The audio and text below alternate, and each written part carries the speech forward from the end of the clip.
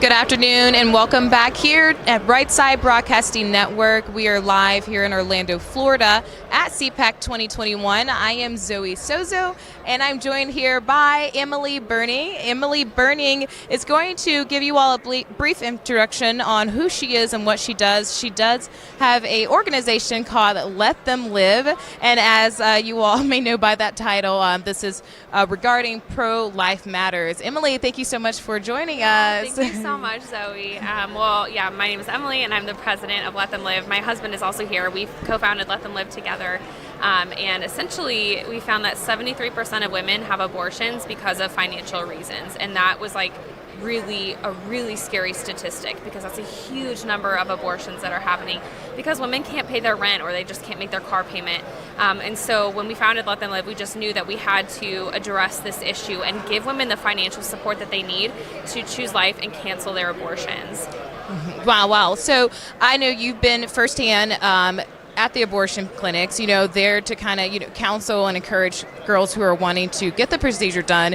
What have you seen so far? Why do you think, a lot of females, they have the victim situation of being oppressed by their circumstance and feel as if that having the abortion is really the only way out for them? Well, this is a huge cultural battle, because our entire society tells women, hey, if you have the slightest thing that comes up and you're pregnant, just have an abortion. It's going to be fine. There's going to be no repercussions. Right, so casual. Right, super casual. Exactly. It's just like, I think Nancy Pelosi said it's like getting your tonsils removed or whatever. You know what I mean? Like, which it's totally not, okay?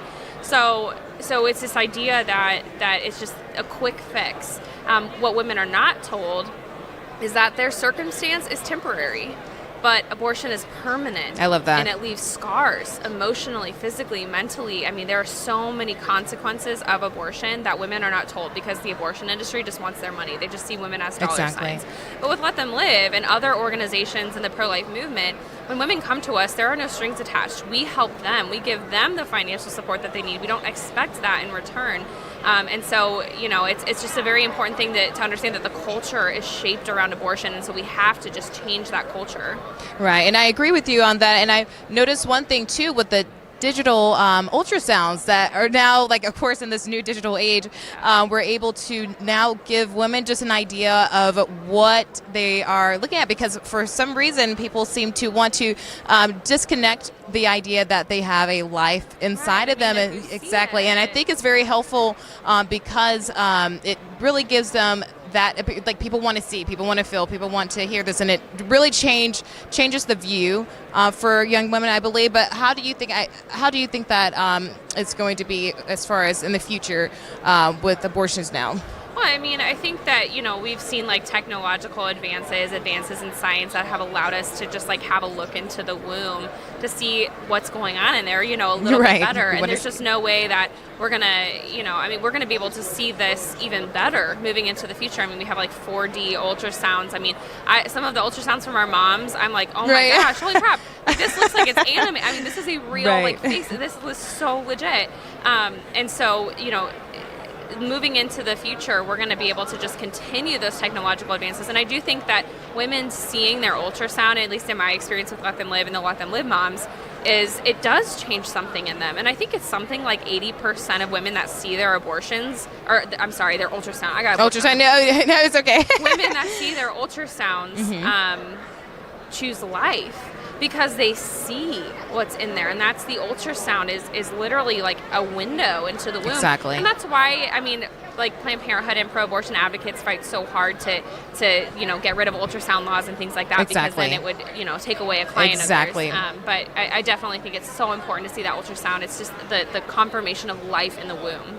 Exactly. And I myself, like, whenever I hear stories about this, about how girls have bad experience by seeing a certain evangelist come out to the abortion clinic screaming at them, and it makes them feel like they have to push themselves away even further. How can we take a positive perspective on reaching out to these females and helping them more so, like your organizations like yourself, but like individuals like myself and other people in the conservative movement who want to just reach out and not be kind of a deterrent, by our views? Right. Well, we definitely want to reach, when we're reaching women in those crisis pregnancy situations, they're extremely scared. They're extremely vulnerable.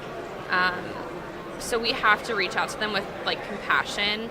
And Let Them Live is a secular organization, and we find that allows a lot more women to come to us and feel like they're not going to be judged or anything like that. We want to have an open forum for women to come to us and know that we're there for them. But really, we have to rally around these women and give them the support. I've seen a lot of amazing people in the pro-life movement do that, but I've also seen a lot of people in the pro-life movement that say, well, you should have just kept your legs closed, or they call her like really horrible names, and that is just never going to end abortion. So if we ever want to reach these women, the women that are walking into the abortion clinic, we need to reach them with love and actual resources, and that's what Let Them Live does.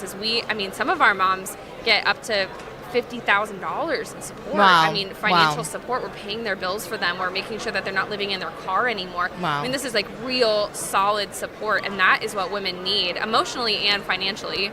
Exactly. And just going back to faith, it is required of us to take care of the poor and the fatherless. And by that, I appreciate everything that you're doing. And I'm sure you have many blessings coming to you for saving those precious lives. Well, Emily, is there any way that our viewers can reach out to you or get to know more about your organization? Yes. Well, I'll plug our documentary that's happening tonight. These are stories from our actual Let Them Live moms sharing, where they were before Let Them Live and how we supported them. And that is happening tonight at 6:30 p.m. International Plaza H.